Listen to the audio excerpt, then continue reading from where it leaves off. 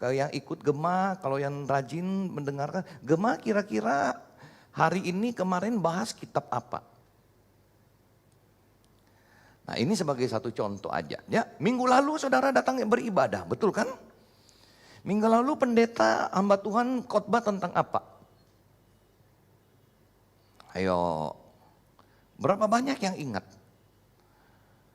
Nah saudara, kalau saudara tidak mengingat sama sekali, ya hati-hati. Kenapa? Artinya firman yang telah ditabur itu tidak memberikan dampak di dalam kehidupan kita. Bahkan nyantol pun enggak, saudara.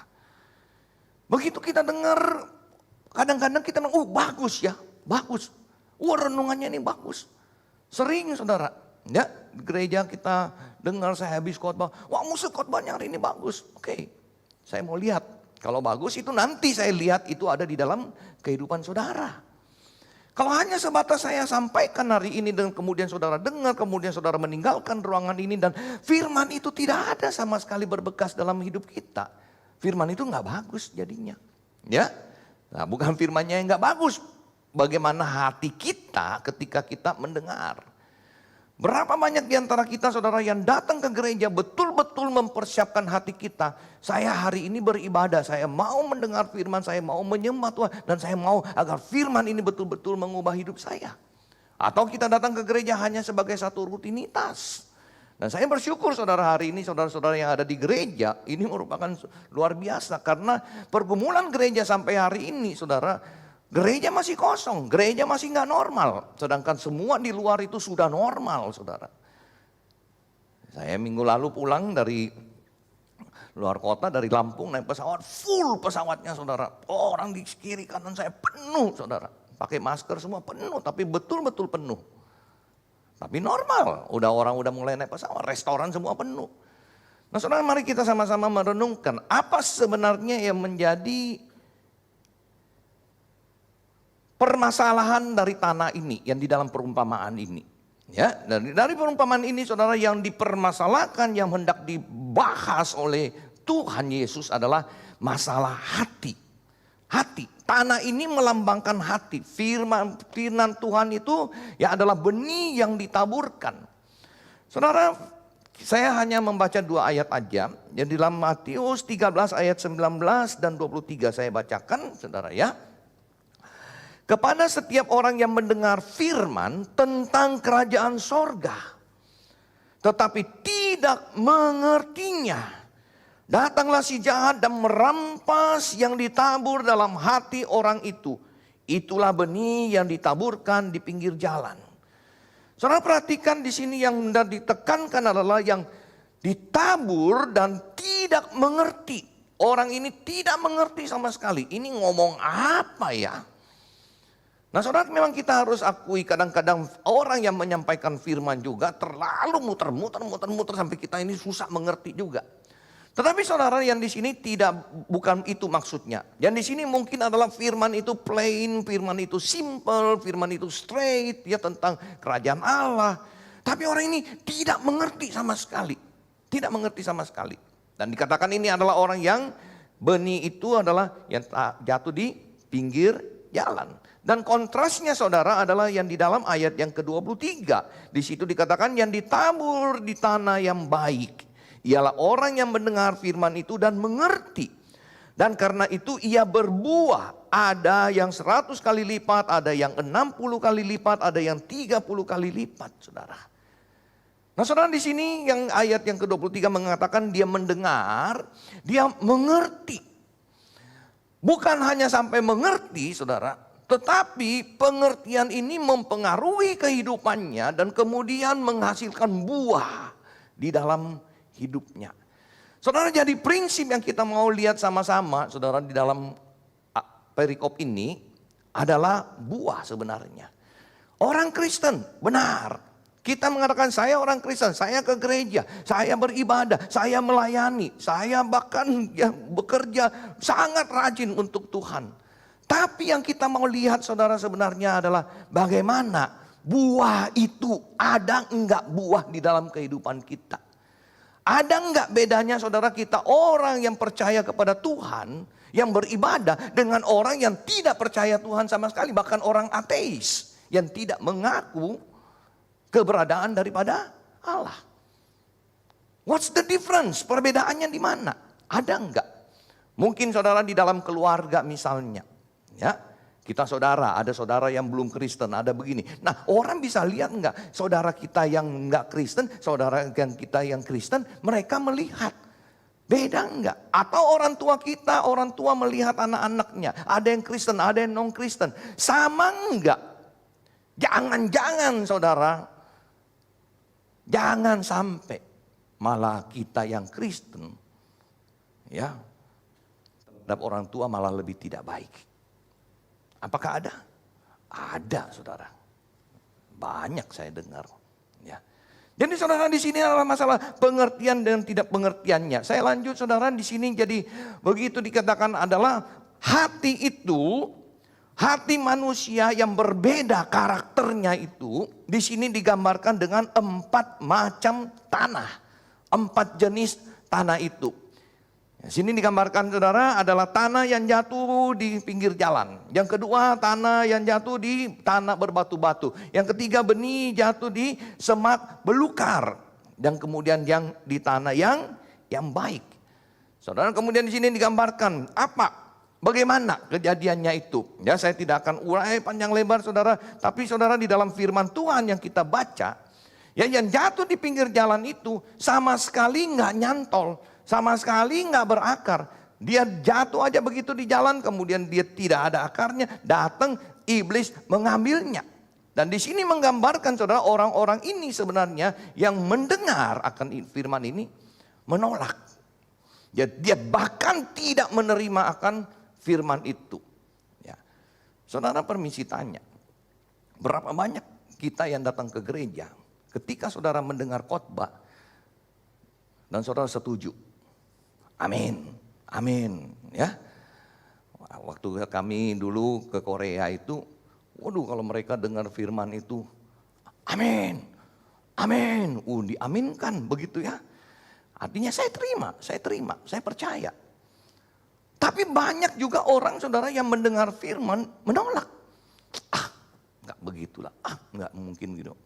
Ya, apakah orang begitu ada di gereja? Ada. Surprise saudara kalian ya, ketemu dengan orang yang udah gereja dan kemudian mengatakan, Muste, sama aja lah semualah, Yesus sama itu sama aja begitu. Dan gak heran dia sering kirim WhatsApp, nanti hari ini Tuhan Yesus, nanti besok yang agama lain, yang ini nanti gambar lain, wah macam-macam saudara. Bahkan saudara, ada orang yang kalau kita mengkhotbahkan firman Tuhan yang dia tidak terima, yang dia tidak setuju. Misalnya contoh yang paling sering banyak orang gak setuju di gereja, masalah perpuluhan. Ketika kita ngomong masalah persembahan, perpuluhan, itu perjanjian lama. Ya, saya pernah disamperin saudara. Habis khotbah, samperin langsung. Musuh saya gak setuju itu. Ya, itu perjanjian lama. Perjanjian baru, kita itu mempersembahkan seluruh hidup kita, segenap hati, segenap jiwa, segenap kekuatan. Aduh, saya bilang, Pak. 1/10 aja lu nggak bisa, mau seluruh gimana sih? Ya, kenapa? Itu hanya argumentasi, penolakan. Saudara, hati-hati ketika kita dengar firman dan firman menegur kita mungkin. Ya, kita harus peka. Kalau kita menolak, itu sama saja dengan firman itu telah dicuri. Apakah ada iblis saat ini di dalam ruangan ini? Ada. Ya, tapi saya nggak lihat sih. Mencuri firman. Saya lagi menyampaikan. Dia buat saudara menolak firman. Dia buat saudara tidak mau mengerti. Dia buat saudara buka HP. Dia buat saudara buka lihat Instagram. Dia bikin saudara buka lihat Facebook. Itu iblis.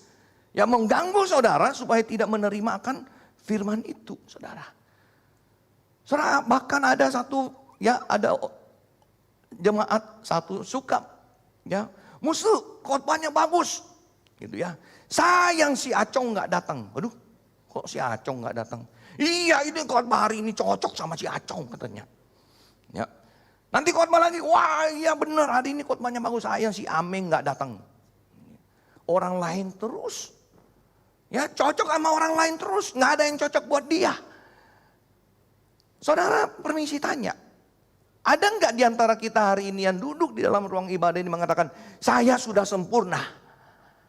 Tidak ada lagi firman yang dapat mengubah saya udah perfect. Ada? Saya rasa nggak ada. Ya, saya rasa nggak ada. Termasuk saya, saudara. Kalau saya pergi beribadah, saya nggak sempurna. Saya tetap ada kekurangan, saya tetap ada kelemahan, saya tetap ada aspek yang harus saya berubah. Ada dosa yang harus saya tinggalkan. Jadi saudara hati-hati sekali ketika kita berbicara, ketika kita mendengar firman. Ya, bagaimana hati kita menerima ini. Kalau kita terus menolak, firman ini tidak pernah akan ada di hidup kita. Yang kedua saudara, yang pertama ini tadi ya hati manusia itu dia menolak. Tertutup kepada perkara-perkara yang dari Tuhan.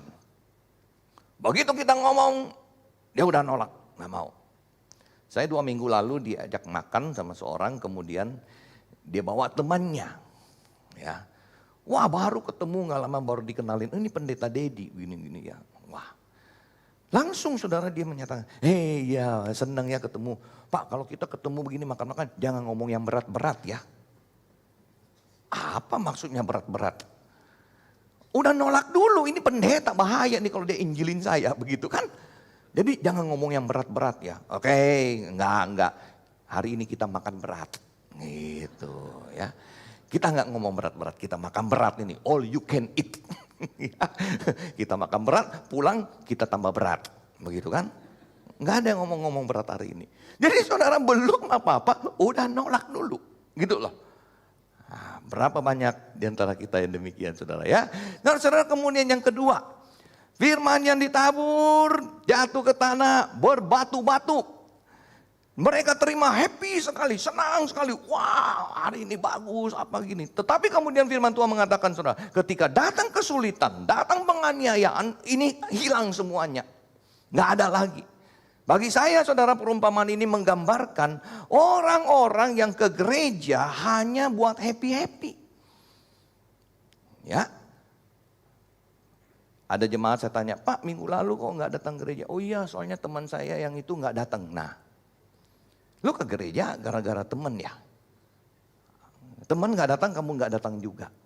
Nggak ada happy-happy. Oh ya soalnya kita kalau udah ke gereja, habis gereja kita pergi makan-makan. Gitu ya. Jadi tujuannya ke gereja happy-happy saudara. Dia mencari komunitas.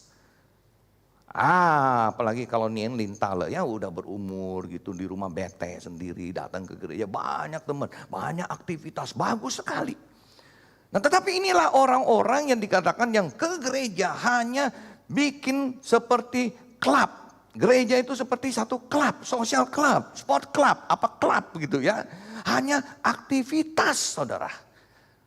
Dan ketika hal-hal yang terjadi kemudian di dalam kehidupan ini dia mulai rasa susah, dia mulai ini atau apa, udah give up semuanya.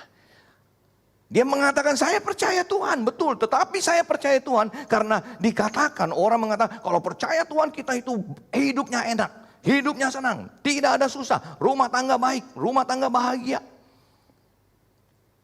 Saya pernah mau menjelang baptisan, minggu depan baptisan ada seorang bapak saya. Personal dulu kan sebelum baptis biasa pertemuan, percakapan. Pak gimana minggu depan udah dibaptis? Ya, boleh tahu nggak Pak selama katekisasi ini 3 bulan lebih, kenapa Bapak mau dibaptis? Ya, kenapa Bapak mau jadi orang Kristen? Dia bilang, iya kan kita jadi orang Kristen bagus, nanti rumah tangga bahagia. Suami istri nggak ribut-ribut, orang tua sama anak baik, gitu ya. Oh puji Tuhan. Kedua apa? Kerjaan lancar, Tuhan berkati, begitu kan? Nah, semua lancar dalam hidup kita. Ya, wan serui, gitu ya. Semuanya lancar dalam hidup kita. Terus apa lagi? Jangan banyak-banyak Pak, 2 cukup lah. Ya, ngomong gitu. Saya bilang Pak, kalau jawaban Bapak begitu, saya minggu depan saya nggak baptis Bapak. Loh, kok bisa? Karena salah. Belum ada yang benar-benar alasan yang benar untuk terima Tuhan Yesus. Ya, Bapak harus menyadari saya orang berdosa. Ya. Saya akan dihukum. Tapi Yesus Tuhan mengasihi saya, mati menggantikan saya. Dan saya akan memperoleh hidup yang kekal. Itu alasan utama. Jadi saudara, maaf ya, kalau hari ini saudara menjadi orang Kristen dan itu bukan alasannya, saudara belum Kristen. Karena menjadi Kristen bukan yang lain-lain. Ya, bukan supaya saya kaya, bukan saya kerja lancar, bukan supaya rumah tangga bahagia, bukan. Menjadi Kristen menerima Tuhan Yesus. 1 Korintus 13 mengatakan, saudara, 1 Korintus 15, yang paling utama Paulus katakan, aku telah beritahukan yang terpenting itu apa? Yesus mati, dia bangkit, dia naik ke sorga. Itu message yang terpenting saudara di dalam kehidupan kita. Jadi seharusnya saudara setiap orang Kristen itu memulai kehidupan Kristennya dengan mengakui saya orang berdosa. Saya orang berdosa. Dan bahkan saudara Paulus di dalam perjalanan imannya semakin matang, semakin lama dia melayani. Dia mengatakan, bahkan di kitab yang terakhir dalam Timotius dia mengatakan, di antara semua orang saya paling berdosa. Kalau kitab-kitab yang terdahulu yang awal-awal dia bilang di antara nabi, di antara orang Kristen. Tapi makin hari dia mengatakan di antara semua orang berdosa saya paling berdosa. Jadi saudara, ayo kita renungkan. Mengapa engkau ke gereja? Buat happy-happy, komunitas, aktivitas, atau saudara ada satu kerinduan. Saya mau hidup untuk Tuhan. Saya mau berubah hidup saya. Saya mau bertumbuh di dalam iman saya. Yang ketiga saudara, benih jatuh. Ya, kemudian tanah belukar. Ada semak duri, menghimpit. It's okay. Orang ini menurut saya, orang yang punya hati demikian, dia sudah ya mau percaya Tuhan. Dia tahu.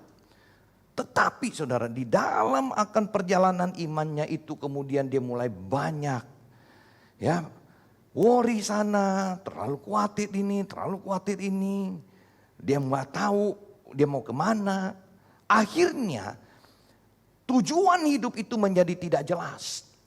Tujuan hidup sebagai anak-anak Tuhan, hidup melakukan kebenaran firman, hidup untuk memuliakan Tuhan, itu terhimpit dengan akan hal-hal yang ada di dalam dunia ini. Ya, dikatakan kekayaan, harta kemudian mulai menggoda dia. Berapa banyak saudara, anak-anak Tuhan yang kemudian mulai bekerja, mulai diberkati oleh Tuhan, kemudian pada akhirnya meninggalkan pelayanan, tidak lagi melayani. Kadang-kadang susah kalau saudara minta pendeta berdoa. Ya, doain dia usaha supaya lancar, doain usaha untuk berkembang. Aduh, kadang-kadang kita hamba Tuhan harus pikir, saya doain kalau dia udah baik, kira-kira dia masih bisa melayani Tuhan enggak ya? Ya, saya kenal banyak orang saudara, ya kerja. Dulu ya selalu ikut ya perwilayahan, kalau kita di sini ya perwilayahan. Dulu melayani di gereja sebagai penyambut tamu, aser begitu. Terus kemudian mulai diberkati, mulai kerjanya udah ada kaki tangannya apa begini, sales kan gitu. Nah, mulai tidak ikut dia punya kelompok kecil, sel grupnya dia nggak ikut lagi. Nah karena dia nggak ikut kelompok kecil, gereja ini punya aturan. Kalau kamu tidak ikut kelompok kecil, komunitas itu, kamu nggak boleh melayani. Luar biasa saudara. GKI Citra boleh terapin itu ya. Ya. Nah enggak tahu Pak Gun berani nggak nih ya. Jemaat nggak ikut perwilayahan, nggak boleh melayani. Kita mau lihat responnya. Orang sedih atau orang yes. Ya. Udah dari dulu nih gue tunggu-tunggu begini ada aturan. Dia give up. Dia mah iya. Udah kalau gitu nggak apa-apa saya nggak melayani. Jadi saudara pada akhirnya dia belain kerjanya. Belain cari duitnya. Ya, berapa banyak kita anak-anak Tuhan saudara kemudian diberkati oleh Tuhan malah meninggalkan Tuhan. Oleh sebab itu saya sangat respect saudara dengan banyak majelis-majelis yang saya lihat ya. Punya usaha, punya bisnis yang besar, tapi tetap melayani Tuhan, tetap rapat, tetap ini luar biasa. Malah banyak saudara yang masih biasa-biasa, ya, udah nggak melayani Tuhan. Bagaimana kalau Tuhan memberkati kamu lebih tinggi lagi? Ya oke, nanti kita sambung lagi ya di bagian aplikasinya. Saudara, yang terakhir ini adalah tanah yang baik. Tanah yang baik ini adalah tempat bertumbuh subur.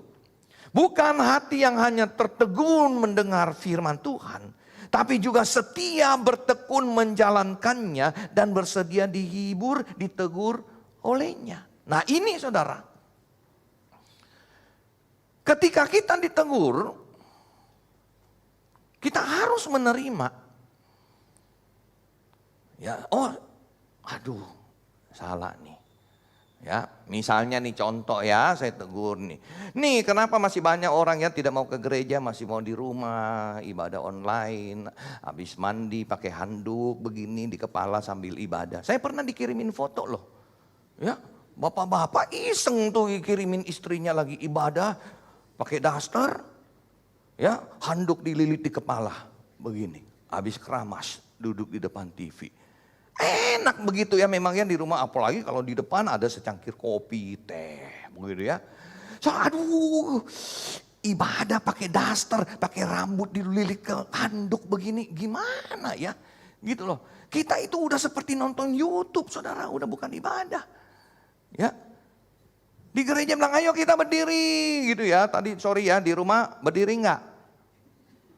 Berdiri enggak tadi waktu contoh Malvin, ayo kita berdiri, ngaku dosa. Ah, gitu kan, enak di rumah, udah nggak mau datang ke gereja. Ya, mudah-mudahan minggu depan datang ya. Dengar firman, mengerti, wah, dan berubah. Mau mengaplikasinya, aplikasinya. Singkat cerita begini aja saudara, berapa banyak dari kita yang merasa saudara bertumbuh sejak saudara percaya Tuhan Yesus sampai hari ini? Ayo, jangan takut, jangan dibilang, sombong, merasa berubah. Ya, berapa banyak di antara saudara yang merasa saya berubah nih? Ya, dulu kalau suami marah-marah, saya balas.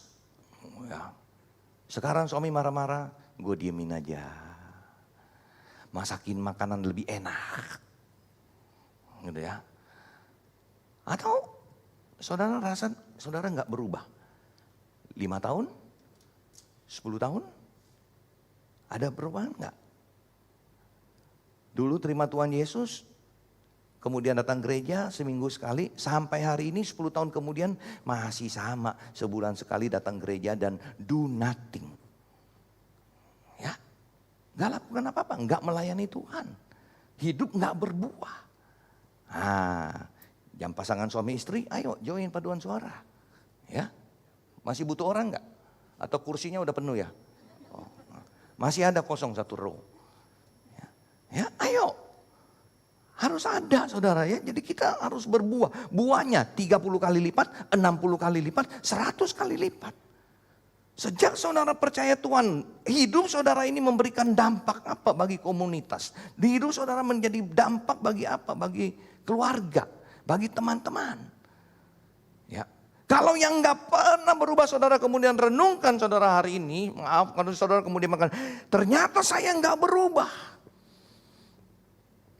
Baik di dalam hal karakter saya, di dalam cara kerja saya, di dalam saya berdagang, di dalam saya beribadah, bergereja, ikut Tuhan. Saya tidak berubah. Berarti saudara punya lagu favorit yang sekarang lagi rame di TikTok. Ya, apa? Tuhan Yesus tidak berubah, saya juga. Begitu kan? Nah, saudara hati-hati kalau dengar pengamen nyanyi loh di pinggir jalan ya, gitu kan, begitu dia baru nyanyi, suka lagu Kristen juga nyanyi. Tuhan, apalagi kalau dia lihat saya pakai baju pendeta, pendeta nyanyi. Tuhan Yesus tidak berubah, saya mau dengar. Terus sampai akhir dong saya mau dengar. Soalnya nanti dia belakangnya kita nggak dengar dia, saya juga, begitu. Kita udah keburu kasih goceng. Makanya kasih pengamen, begitu lagu Kristen kasih goceng. Semua pergi belajar lagu Kristen. Enak loh, lagu Kristen goceng loh. Lu lagu lain-lain centeng, nggak cepet. Nah, lagu Kristen goceng. Tapi jangan buntutnya jangan habisin. Saya juga. Ya. Nah saudara sekalian, terakhir prinsip dari yang kita belajar hari ini. Fokus hati. Yang dimaksud di sini penabur tidak ada masalah benih. Benihnya semuanya baik. Benihnya semuanya sama. Ya. Tapi tergantung tanahnya, hatinya. Bagaimana saudara menerima akan firman ini. Ya. Mungkin saat ini ada 4 macam ini. Gitu ya. Waduh, saya mau bilang row 1, row 2, tipe 3, tipe 4, tapi nanti tersinggung nih tipe 1 sini ya. Wah, ya, enggak, campur aja semuanya ya. Ada. Ya. Kemudian saudara, fokus kesenangan Tuhan, bukan kesenangan sendiri. Kita ke gereja bukan hanya untuk happy-happy diri saya sendiri. Saya ke gereja, saya dapat apa? Saya ke gereja, saya dapat apa? Berapa banyak saudara orang Kristen ke gereja supaya mendapatkan sesuatu? Ya, saya yang harus ditreat baik, saya yang harus begini. Semuanya saya. Kita balik. Bagaimana saya bisa menjadi berkat? Ya. Fokus harta sorgawi, bukan duniawi. Ya, tadi di dalam perumpamaan yang ketiga, terlalu fokus yang duniawi, sampai yang kita untuk Tuhan, waktu, tenaga, pikiran untuk Tuhan itu kemudian menjadi nggak ada lagi. Karena kita terlalu memikirkan diri sendiri. Dan yang terakhir saudara, kalau kita mau jadi berkat, ya, kita boleh berdoa minta berkat. Ya, tapi bagaimana kita pakai berkat itu? Bagaimana kita pakai berkat? Apakah kita menjadi berkat? Kemarin saya baca berita saudara, ya kita tahu anak dari Bapak Gubernur Ridwan Kamil meninggal, bawa kembali, akan dimakamkan. Kemudian ditulis di samping masjid yang dibangun oleh Pak Ridwan Kamil. Hah? Nah saya masih nggak tahu ini ya jelasnya bangun pakai APBD atau bangun pakai uang sendiri atau, tapi kalau dia bangun pakai uang sendiri luar biasa. Ya, bangun sebuah masjid uang sendiri. Ada nggak anak-anak Tuhan yang bangun gereja dan merasa senang? Ya, saudara ada di TV orang yang punya arloji berapa? 7M, betul. Saudara, apakah kalau kita diberkati Tuhan, kita bisa beli arloji 7M? Dosa enggak? Enggak. Kalau saudara betul-betul diberkati, saudara bisa punya arloji 7M, luar biasa. Tapi untuk mengujinya saudara, uang 7M yang saudara beli untuk arloji ini, ditaruh di tangan ini. Sekarang kalau uang ini kita pakai untuk bangun gereja, kita rela enggak? Rela enggak? Nah ini, kalau saudara sakit hati, saudara aduh ngapain kasih gereja 7M, bangun gereja 7M. Nah itu hati saudara berarti sudah gak benar. 7M arlojinya 50 seluruh dunia saudara. Saya gak sombong, arloji saya cuma 60 seluruh dunia. Benar, gak pernah telat. Cuma 60 seluruh dunia, gak pernah telat. Selama baterainya ada. Mau tahu mereknya? Pernah dengar nggak? GKY. Cuma 60 loh. Ya, dibuat. Saya nggak tahu Pak Gunadang nggak. Oh, ditarik di BPMS dikasih. Ya. Jadi saudara sekalian kita lihat dari perumpamaan ini, bagaimana hati kita. Fokusnya saudara, perubahan hidup. Perubahan hidup. Saudara dengar firman Tuhan, saudara menjadi orang Kristen berapa lama, tidak peduli. Yang terpenting adalah buah kehidupanmu ada enggak, saudara. Dan orang yang paling tahu tentang hal ini, keluarga kita. Keluarga kita. Suami, istri, orang tua, anak. Coba tanya. Ya, kalau saudara berani, saudara tanya keluarga. Papa, mama, pa, ma, menurut kalian saya jadi orang Kristen gimana? Jujur. Ya. Atau tanya Pak Pendeta, tanya Mbak Tuhan di gereja. Kiranya Tuhan memberkati kita, saudara, jaga hati kita, pupuk hati kita, bertumbuh terus di dalam anugerah Tuhan. Kita berdoa.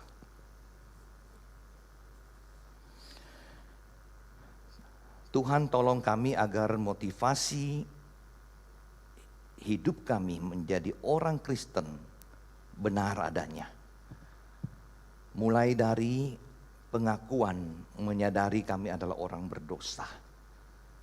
Kami orang berdosa. Butuh pengampunan, keselamatan, dan hidup yang diubahkan. Bukan hal lain. Bukan kesenangan duniawi, bukan kesenangan-kesenangan yang lainnya. Dan pakai hidup kami ya Tuhan, berkat yang Tuhan berikan pada kami. Menjadi berkat, menghasilkan buah 30 kali lipat, 60 kali lipat, 100 kali lipat. Jaga hati kami, ajar kami untuk selalu memproteksi hati kami. Tidak diserang dan dikuasai oleh iblis, tapi dikuasai oleh Roh Kudus yang telah kami miliki. Dalam nama Tuhan Yesus Kristus, penebus juru selamat kami berdoa. Amin.